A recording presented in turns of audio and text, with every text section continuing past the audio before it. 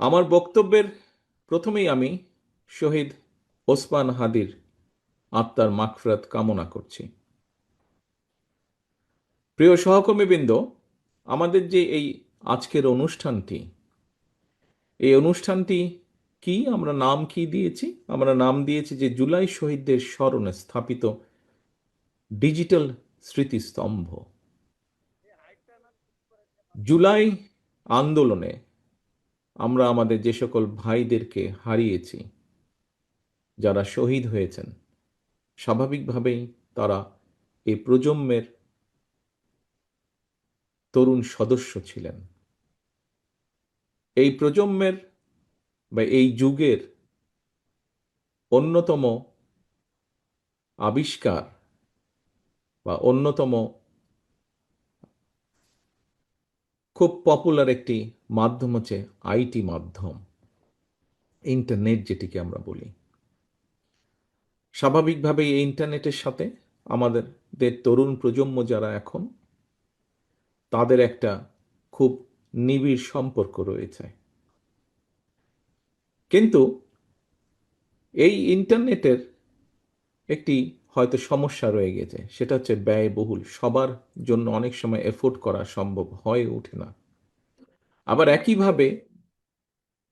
একইভাবে এই ইন্টারনেটের মাধ্যমে আমাদের তরুণ প্রজন্মের বহু সদস্য, সারা বাংলাদেশে ছড়িয়ে ছিটে থাকা বহু সদস্য এই ইন্টারনেটের মাধ্যমে সংযুক্ত হওয়ার মাধ্যমে তারা তাদের বিভিন্ন রকম, ছোট হোক বড় হোক, যার পক্ষে যতটুকু সম্ভব, তাদের কর্মসংস্থানের ব্যবস্থাও তারা করে থাকে। বহু সদস্য তরুণ প্রজন্মের, যদিও আমি বারে বারে বলছি তরুণ প্রজন্ম শুধু না, এখানে কম বেশি সব প্রজন্মেই সদস্যরাই ইন্টারনেটের সাথে কম বেশি নারী পুরুষ সকলেই সংযুক্ত, তবে তরুণ প্রজন্মের মধ্যে এটার ব্যবহারটা বেশি। এবং তরুণ প্রজন্মের বহু সদস্য পড়ালেখার জন্য এই ইন্টারনেটকে ব্যবহার করে থাকেন। আজকে আমরা যেটি আগামী দিনে বাংলাদেশে করতে চাই, সেই কাজটি যেটি সরকার বা দেশের পক্ষ, রাষ্ট্রের পক্ষ থেকে আমরা করতে চাই, সেই কাজটি আমরা আমাদের দলীয় অবস্থান থেকে প্রথমে শুরু করেছি। দলীয় অবস্থান থেকে আমরা এই জন্য শুরু করেছি যে আমরা যেটা চাই করতে, যেটা বলি আমরা, সেটি আমরা নিজেরা প্রথমে চেষ্টা করি। এইটি এর আগেও প্রমাণিত হয়েছে এবং এটি বর্তমানে আমরা প্রমাণ করার জন্য আমরা আজকে এই উদ্যোগটি গ্রহণ করেছি। এর আগে আমাদের আইটি সম্পাদক জনাব ওয়াহিদুজ্জামান, ওনার বক্তব্যে উনি বলেছেন খুব সংক্ষেপে যে বগুড়ার শহরের 20টি জায়গায় আমরা এই ডিজিটাল স্তম্ভ তৈরি করেছি। এখন এই ডিজিটাল স্তম্ভটি কি? ডিজিটাল স্তম্ভটি হচ্ছে আমরা ইন্টারনেটের সুবিধাটা যাদের জন্য ব্যয়বহুল বা কষ্টকর, যাদের পেতে সমস্যা হচ্ছে ইন্টারনেট কানেকশন, তাদের জন্য আমরা এই ব্যবস্থাটা করতে চাইছি। আমাদের আগামী দিনের যে লক্ষ্য, সেটি হচ্ছে ইনশাল্লাহ আল্লাহর রহমতে আগামী নির্বাচনে বাংলাদেশ জাতীয়তাবাদী দল বাংলাদেশের মানুষের সমর্থনে ইনশাল্লাহ সরকার গঠনে সক্ষম হলে আমরা এই ইন্টারনেট সেবাটাকে আরও ইজি করে আনতে চাই মানুষের জন্য, বিশেষ করে তরুণ প্রজন্মের জন্য। একটু আগেই যেই কথাটি আমি বলেছি যে এই ইন্টারনেট কানেকশনের সাথে বা এটার ইন্টারনেটের ইন্টারনেট ফ্যাসিলিটির মাধ্যমে বহু তরুণ প্রজন্মের বহু সদস্য বিভিন্নভাবে কর্মসংস্থানের ব্যবস্থা করে থাকে। এই বিষয়টি যাতে আরও ইজি করা সম্ভব হয়, যেমন আজিজুল হক কলেজে যে কানেকশনটা দেওয়া হয়েছে, এটি ফ্রি কানেকশন। এটিতে সেখানে লগ ইন করার জন্য স্বাভাবিকভাবেই কয়েকটি প্রসিজিওর থাকবে। এই প্রসিজিওরটি ফিল আপ করার পরে যে কোনো সদস্য যে কোনো সদস্য 1 থেকে 1.5 ঘন্টা ফ্রি ইন্টারনেট পাবে।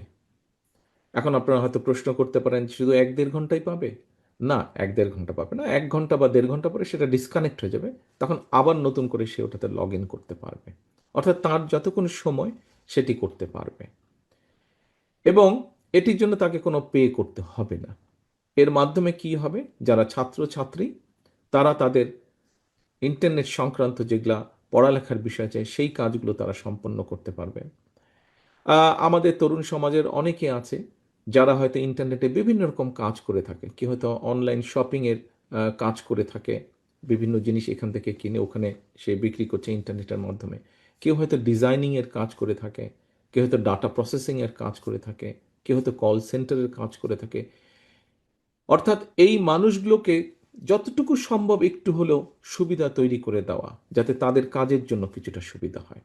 এবং এটি পর্যায়ক্রমিকভাবে ইনশাল্লাহ, একটু আগেই যেটা বললাম যে আল্লাহর রহমতে আমরা সরকার গঠনে সক্ষম হলে বিএনপি এই সুবিধাটা আমরা সারা বাংলাদেশে ধীরে ধীরে আমরা ছড়িয়ে দিতে চাই, যাতে সারা বাংলাদেশের তরুণ সমাজ সহ সকল মানুষ যাদের প্রয়োজন তারা এই সুবিধাটি ব্যবহার করতে পারেন। এবং এই সুবিধা ব্যবহার করার মাধ্যমে, এই সুবিধাটি ব্যবহার করার মাধ্যমে মানুষ, বিশেষ করে তরুণ প্রজন্ম, তারা যাতে তাদের কর্মসংস্থানের ব্যবস্থা করে ফেলতে পারে। প্রিয় সহকর্মীবৃন্দ, এর ভেতরেই আপনারা এর মধ্যে অনেকেই উপস্থিত ছিলেন, সেটি বিএনপি, ছাত্রদল, যুবদল, স্বেচ্ছাসেবক সহ বিভিন্ন অঙ্গ সহযোগী সংগঠনে আমাদের এখানে নেতৃবৃন্দ উপস্থিত ছিলেন। আমরা কতগুলো বিষয় আগামীতে আমরা ইনশাল্লাহ সরকার গঠন করতে পারলে আমাদের যে 31 দফা আছে, 31 যেই দফাটি আমরা প্রায় 2.5 বছর আগে জনগণের সামনে উপস্থাপন করেছিলাম, তার ভিতরে অনেকগুলো বিষয় আছে। সেখানে সাংবিধানিক বিষয় আছে, সেখানে আইনগত বিষয় আছে, সেখানে মানুষের কর্মসংস্থানের বিষয় আছে, মানুষের স্বাস্থ্য, চিকিৎসা, সেখানে নারীদের এম্পাওয়ারমেন্টের বিষয় আছে, সকল কিছু আছে।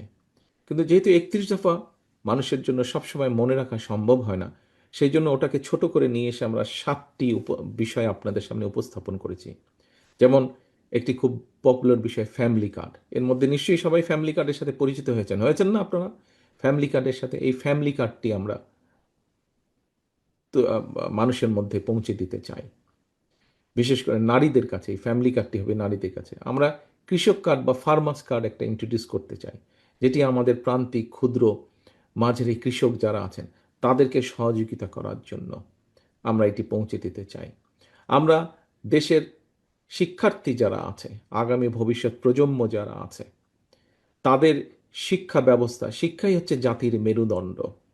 আজকে যদি আমরা শিক্ষা ব্যবস্থাটাকে ধীরে ধীরে সুন্দরভাবে গড়ে তুলতে পারি, আমাদের শিক্ষার্থীদের শিক্ষার মেরুদণ্ডটা যদি আমরা মজবুত, ভিত্তিটা যদি আমরা মজবুত করে গড়ে তুলতে পারি, ইনশাল্লাহ আমরা ভবিষ্যতে, সময় লাগবে কিন্তু আমাদেরকে শুরু করতে হবে কাজ। বিগত স্বৈরাচারের সময় আমরা দেখেছি প্রত্যেকটি সেক্টরকে তারা ধ্বংস করে দিয়ে গেছে। ঠিক আছে, তারা ধ্বংস করেছে। বিএনপি বাংলাদেশ জাতীয়তাবাদী দল ইনশাল্লাহ আবার গড়ে তুলবে মানুষের শিক্ষা ব্যবস্থা, ভবিষ্যৎ প্রজন্মের শিক্ষা ব্যবস্থা আমরা ধীরে ধীরে করে গড়ে তুলব। প্রিয় সহকর্মীবৃন্দ, আমরা শিক্ষা ব্যবস্থার পাশাপাশি মানুষের চিকিৎসা ব্যবস্থাকে, প্রান্তিক গ্রামের প্রান্তিক মানুষ যাতে চিকিৎসা সুবিধা পায় সেটির জন্য আমরা পরিকল্পনা গ্রহণ করেছি। এখানে যারা মুরব্বী নেতৃবৃন্দ আছেন, সিনিয়র নেতৃবৃন্দ আছেন, অনেকেরই আপনাদের ধারণা আছে, আমাদের বয়সীয় কম বেশি যারা আছেন তারাও দেখেছেন, কম বেশি ধারণা আছে। শহীদ রাষ্ট্রপতি জিয়া রহমানের সময় পল্লী চিকিৎসক নামে একদল চিকিৎসক ছিলেন, যারা গ্রামে গিয়ে গিয়ে গ্রামের মানুষকে চিকিৎসা, বেসিক চিকিৎসা সুবিধাটা যারা দিতেন, ফলে অনেক মানুষকে তখন ঘরে বসেই সুস্থতা লাভ করতেন, হাসপাতালে আসার প্রয়োজন হতো না। আমরা ঠিক একইভাবে সেই কাজটি আবার শুরু করতে চাই স্বাস্থ্যকর্মী নিয়োগের মাধ্যমে। আমরা দেশে মোটামুটিভাবে পরিকল্পনা যে আমরা 1,00,000 স্বাস্থ্যকর্মী নিয়োগ করতে চাই। এই স্বাস্থ্যকর্মী নিয়োগ করে একদিকে যেরকম কর্মসংস্থান হবে, আবার একইভাবে আমরা নারীদের কর্মসংস্থানের ব্যবস্থা করতে চাই। 1,00,000-এর মধ্যে অন্তত 80-85% আমরা নারী স্বাস্থ্যকর্মী নিয়োগ করতে চাই। প্রিয় সহকর্মীবৃন্দ, শুধু এখানেই আমরা কর্মসংস্থানের ব্যবস্থা করতে চাই না। আজকে আমাদের যেই অনুষ্ঠানটি, যেই কারণে আমরা এখানে সকলে একত্রিত হয়েছি, যে এই যে ডিজিটাল স্মৃতিস্তম্ভ, এই প্ল্যাটফর্মটিকে ব্যবহার করে যেমন অনেক মানুষ উপকৃত হবেন, ঠিক একইভাবে আমরা আগামী দিনে ইনশাল্লাহ দেশে যুব সমাজের জন্য আমরা যাতে তারা দেশের ভেতরে হোক, দেশের বাইরে হোক, কর্মসংস্থানের ব্যবস্থা করতে পারে, তার জন্য আমরা বিভিন্ন পদক্ষেপ গ্রহণ করব ইনশাল্লাহ। যেমন আমাদের ভোকেশনাল ইনস্টিটিউটগুলো মডার্নাইজ করার মাধ্যমে আমরা এখানে বিভিন্ন রকম আরও নতুন সাবজেক্ট ইন্ট্রোডিউস করব। যেই সাবজেক্টগুলো আমাদের প্রয়োজন নেই সেগুলোকে আমরা বাদ দিয়ে দেব। আমাদের দেশের মানুষ পৃথিবীর যে সকল দেশগুলোতে সাধারণত যায়, ইউরোপের কোথায় কোথায় কি কি কর্মসংস্থানের ব্যবস্থা আছে, জাপানে কি কি কর্মসংস্থানের ব্যবস্থা আছে, মধ্যপ্রাচ্যে কি কি কর্মসংস্থানের ব্যবস্থা আছে। আমরা শুনেছি যে চীনে অনেক জনসংখ্যা, কিন্তু এই মুহূর্তে চীনেও আস্তে আস্তে তাদের শ্রমিক প্রয়োজন এবং দক্ষ শ্রমিক প্রয়োজন। কিভাবে আমরা চীনে শ্রমিক পাঠাবো, কিভাবে ইউরোপে পাঠাবো আমাদের মানুষদেরকে।